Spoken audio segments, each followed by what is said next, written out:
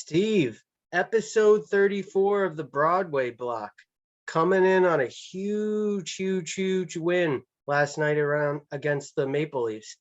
What did you like about the game? What did you not like about the game? I mean, I want to say what's not to like. It was an awesome game. I mean, we're going to talk about it at length, obviously. It was a little bit of like two different games. The first 8 minutes, ice was tilted. Leafs looked great. Nothing really you can do. Igor was kind of flooded. I'm glad that we stayed composed and that we were able to kind of tilt the ice back a little bit. And I'd mentioned to either you or to my wife, like that starting to look a little bit like it's tilting the other way. And boy, I mean, shows you how much one goal or one concerted effort by one guy who's got a lot of character by the name of Ryan Reeves, who can put that little spark into everybody that wants to play on the bench. So I think it was much more about the game when it was 2-1, and much less about the final outcome at 6-3. But it really shows you that we are resilient and that shift by shift, minute by minute, period by period, we can kind of muscle our way back into games that we got no business being in. And when Igor can stand tall in those moments and I don't want to say steal a game because obviously we showed that we belonged in that game, but really stand tall in those moments and prove that we belong to play with these teams. I think it was a great showing for a lot of reasons. Well, I really like what you said about Reeves right there and that he elevated the team, but I think this is a special Rangers team because he came from Vegas who played good hockey and he has better stats now than he did altogether last year. He has 2 goals, obviously, from last night, his first as a New York Ranger. The season before with the Golden Knights, he only had 1 goal. He has 144 hits with us right now at 40 games played. And last year he had 141 hits. So he has more hits. He has 6 assists this year. So obviously he likes the cast that he has around him. It's elevating his game. Happy birthday, Ryan fucking Reeves. Great. Got me so hyped all day. I can't find a Ryan Reeves player tee anywhere, but as soon as I see one, I'm buying it. The game was great. Like, we're first in the Metro now with the 36 points. Obviously we played 40 games. 40 I'm sorry, I said the wrong stat there. We are first in the Metro with 56 points. That's a little better, right? And the Canes have 54 behind us. They have 4 games yet to play because they had some COVID stuff to deal with. Big game Friday. What are you looking forward to? That's a big prove-it game. We're going to be playing with one of the best teams in the Metropolitan that we've been bouncing back in the standings for. So that's going to be maybe a future playoff round series eyeing game. Really excited to see that. See the Tony DeAngelo's having himself a season down there. What are you looking forward in that game, Steve? Well, so it looks like we're going to see Igor, and then there's a back-to-back, so maybe some Georgiev mixed in there. I think that we're a team that's going to stand tall. We have been showing that we can sort of give up some games to the teams that are higher in the standings. Our record against non-playoff teams is like unreal. So what I'm looking for is another effort like today, but hopefully, or last night rather, but we can hopefully start out that way. It's nice to see the resiliency. It's nice to see the comeback wins. It's nice to see the nail-biting OT finishes that this season has kind of been thrilled with. But it's, for me, more so about like how can we play well in the playoffs. And one of the things that I had said to you, you said it previously. I read it online a few times. Getting the best of Igor in 7 games is going to be tough for any opponent moving forward into the playoffs because, dare I say it, we're going to make the playoffs. If barring anything, I mean, the Metropolitan Division, the way it's structured right now, I think we're going to make the playoffs. I also think that we're going to do some damage, and I feel like the way that Igor is playing is lending itself to he can bounce back. The team can 18-4-2. 18-4-2. My friend. Unrealistic. Yeah, it's unrealistic to think that he can carry this throughout, but I want to say that he's going to, if he's healthy, stay in the net for the bulk of these starts, and barring any back-to-backs or anything weird, we're going to see Igor really ride this thing all the way out. And hopefully, like I said, if we can get into the playoffs, you can kind of see from Igor more of a way to chain these performances once you get some of that momentum, where the Garden is chanting behind you, and it's a different atmosphere Well, when we the went bodies are flying. 3-5 on the road, 3-5 on the road trip with the COVID carousel of people, coaches, everything, not having Igor. So you can see when we do have Igor, it's a different team out there. Oh, 100%. I think the way that he plays the puck behind the net, I think the way that I mean, basically sometimes looks like a defenseman, the way he sits back there with the thing, looking up the ice and seeing what his options are and not just stopping the thing, which is fine in its own right, too. There's a lot of goalies that, I don't want to name names, that are uncomfortable walking out of the goal to stop the puck and create bad opportunities constantly by just coming out of the net. So not only is he not a liability, he's not a net negative in that aspect, he's actually really proficient at it. And I've said it before, wouldn't be surprised if the man scores himself a goal. But it was so funny. They said it last night, and I was like, come on. Half of my heart, man, wanted a Reeve hat trick, and then the other half of my heart was so enthralled with the idea of Igor scoring this empty netter. But I think we'll see the empty netter sooner rather than later. But what about Adam Fox's performance? He's second in defenseman behind Hedman. Him and Hedman's stats are pretty equal there. Obviously, Hedman's more of a scorer than Fox is a look to pass for the open man always. So Hedman has 9 goals, 34 assists. Fox has 7 goals, 35 assists.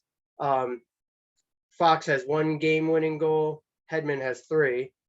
So it'll be interesting to see if he catches him in the points. But another note, Hedman has 1 more game than Fox has played. He's played 1 more game. So we'll see if he can catch Hedman, keep the lead.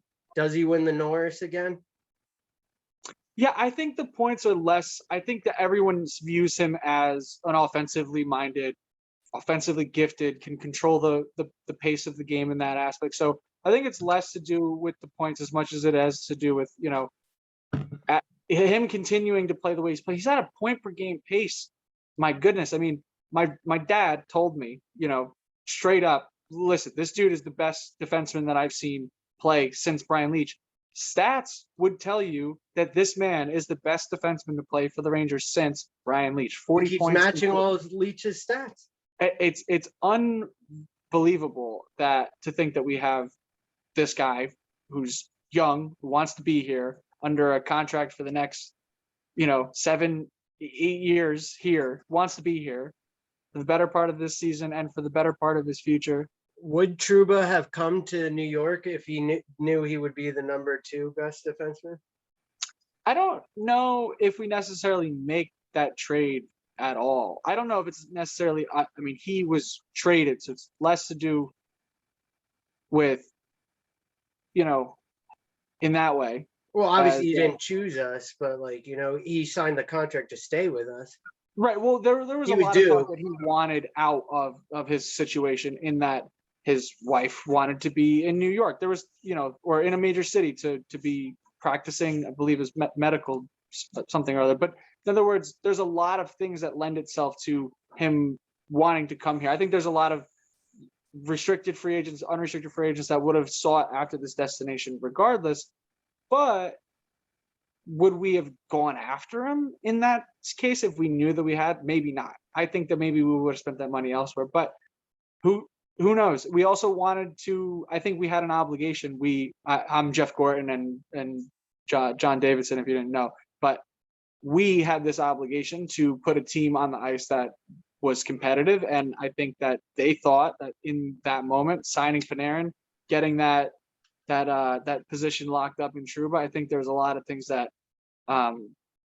in that moment made a lot of sense. And I don't think anybody was disheartened walking into that season. I remember that home opener like it was yesterday. Oh my and God. Both of them getting a point and celebrating, and I do remember fun times. I do find it funny that Trouba's slipping into more of that, gritty, really those hits he's been having, at least a highlight reel hit every game.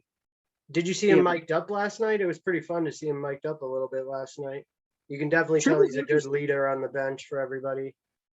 Yeah, because he has this like really stoic face about him a lot, but when you hear him in interviews, like what he's saying is usually with a lighthearted sense. So I mean, it shows you that they've created a nice, uh, sense of a team aspect there because everybody seems to clearly be clicking. But I don't know, Talking Dan. about clicking, what about Chris Kreider? Third in the league in scoring with 25 goals. Only people ahead of him are Ovi and Draisaitl. Um, And what about in power play goals? He's second behind Draisaitl. That's good company. 3 game-winning goals. as far as Kreider, is it sustainable? I don't know. I keep saying that, and he keeps doing And it. he keeps proving us wrong. So, Kreider's a weird person in general. He's very smart. He takes his conditioning very seriously. He's loved by. I mean, he just seems like he's in a perfect atmosphere to be flourishing. To be Chris Albeit, Kreider. yeah, and to do it at maybe like a later, like kind of a more mature like coming out party for Kreider, whereas like maybe we would have liked to see this at like 27, 28, but it lends itself to his veteran presence because maybe we never get this, pseudo leader. I mean, obviously well respected by everybody on the team, and I think his Maybe efforts he are would have been finally. gone. Maybe he would have been gone if he had showed some of this before while we were rebuilding, getting prospects. Maybe he just stayed behind the picture and then now he's like, this is the right environment for me. That's his office. Like, how Ovi has his office where he's always shooting from? Chris Kreider's office is like 2 inches away from the goalie. Like, hello, I will be in my office right now. I'll be That's here funny. scoring a goal. It's funny you say that. Milbury said that last night too. I think it's more for Kreider like embracing that role because it's so clear cut to him what he needs to do when he steps over the ice, and then everything else is just an added He luxury. You want stays to, after practice doing it. yeah, you want to be sandpaper. You want to hit people. Go ahead. Anything else that he does on top of the fact is extra. He chipped in on a shorty, his first of his career, and it just goes to show you that a guy in Gallant giving him every ounce of respect and credit that he's due. For me, it's unique to see a team that like wants to be there that much. Quietly, Kako had a great game on the top line with Kreider, as you I mentioned. thought Hedel had a good game too. Like, he didn't get a point. Did he get a point last night to continue No, but his? did he? I don't believe he did. I don't But believe he the did. but the but the goal scored by Fox, set up by Strome from underneath the goal line, was a pass to Panarin from an intercepted play by Hedel. So the goal Yep. is not scored without him. And then there's all those things that like Hedel gets a lot of bash because I feel like a lot of people look at the points or the The glaring mistakes that position he too. makes. Well, yeah, a change in pace will do that for you. If you start to play the wing, different opportunities are going to open up for you. And Heedle's always had that crazy burst of speed, so I would like a little bit more of a prolonged experiment with Heedle on the wing. I think that overall that's going to be a positive thing for him. And obviously he's so young. I think people do glare in on those mistakes that Heedle makes, but another good game I felt like quietly by the young cats and mostly by the veteran presence. It was a big boy win. Strome again, one of those guys that I can't really see the team gelling the way that they quite do with him on it without him. So hopefully we can address that in the off season and do Ano- so in a way that doesn't cap restrict us. Another nice note, Panarin's been, since his absence for a couple games, he hasn't been his regular Panarin self, which is the nice part about a Rangers team that has some depth. You don't know who's stepping up. But the thing is, we have a lot of season left. So, we got a lot of time for Panarin to get back into it and, really settle down if we make the playoffs, which, like we said, is looking pretty good. So that would be great. Mika's carried the Panarin energy while Panarin was out. Mika getting the vote to the All-Star game. We got to thank all the fans out there for that. Mika was not going, but he didn't want to put 4 up on people. I think it's a weird thing. It sounds like a weird thing to snub the All-Star thing. It's almost like weird that Mika did it because like a guy like Ovi does it, who's been there 1,000 times and could kind of care less. And you got a guy like Yager who's like, don't do that. Like it'll kill me. I'm too old. That's fun and all. I did see a couple people kind of giving him some harsh remarks, but I think he said for personal reasons, Maybe nobody's he needs the allowed to have. time. Who Yeah, cares? It's maybe he an needs the all-star mental game, man. capacity for it. Absolutely. It's none of our business why he didn't want to do it. But I would think that he's so white hot that, like, why would you want to go, like, score four, like you said, score 4 goals, right? And then he comes back to a Rangers game, he has 0 Everyone's goals. be like, "Where's this? Where's this Miko that we saw in the All-Star Yeah, game?" yeah. Don't waste the good stuff. And if it presents an opportunity for someone else to go there that has never been there, there's a lot of people going this year that have never been to an All-Star game. So I think that's great. And for Mika, hopefully it's not anything serious. Obviously, we probably would have heard about it, but maybe he just doesn't want to go. And I think right now, Maybe he this is hasn't the seen his perfect. family in a while with COVID and everything. Who knows? Maybe he Well, was there's a lot of expecting the implications. time. Right. You're supposed to, I think pass another test when you go there. There's a lot of things that are implied that is your cup of tea when it is to go to the All-Star game. When you're already doing that quite a bit during the regular season. And it's one of those seasons that had a lot of hurdles to get I started think into we still have a lot of hurdles with COVID and everything, and you never know, an injury could pop up. But luckily, we have a good taxi squad. Hartford looks good. We know what Knobloch brings coaching down there, so it's nice that people can get the call up and they're ready. the call-ups have been interesting. I haven't minded the play of like Morgan Barron. I was about to say that Morgan Barron Hartford line has been pretty decent. Yeah, and interestingly enough, a lot of people were commenting on Greg McKegg playing in last night and drawing into that game. And you got to kind of look at some of the little things. He started his career in Toronto. He ends up getting an assist on that very, very pivotal Reeves goal. He almost had a goal too. He was right in front. Yeah, so there's things. I think there's a lot of little things to be extra appreciative of, on top of the fact that there's some really big shiny things to be appreciative of, and those being the ones that we've talked at length about. But I think there's a lot of good hockey to be played, and it's such a unique spot in the season to be in first place. And not only have we been in first place for a few parts of the season, but to kind of have been sustaining this pace of like, no, we're really good and we're probably not going anywhere. The way that the Metropolitan is shaped out right now is uniquely different than years past. And if you're not someone who looks at the standings every day like myself, the top 4 teams are pretty much going to make the playoffs. There's a healthy. It's like a 24-point gap. Yeah, I think it's anywhere from 18 to 24 would be the gap that we have, and the gap that they have on top of it. And it's crazy to think that they being the Islanders, the Flyers, there's usually a very competitive break for that 4th spot. So to be in a spot that doesn't really look like it's going to be changing, although there is, like I say, about 6 points separating us in first place and 4th place. Penguins look hot right now. Well, yeah, they dealt with adversity early as well, with injuries early. They're kind of finally getting the band back together. But interested to see how it all breaks out. Yeah, I think that's all we have for you guys today. Appreciate you tuning in. Steve, thank you for your time. Let's go Rangers. Let's go Rangers.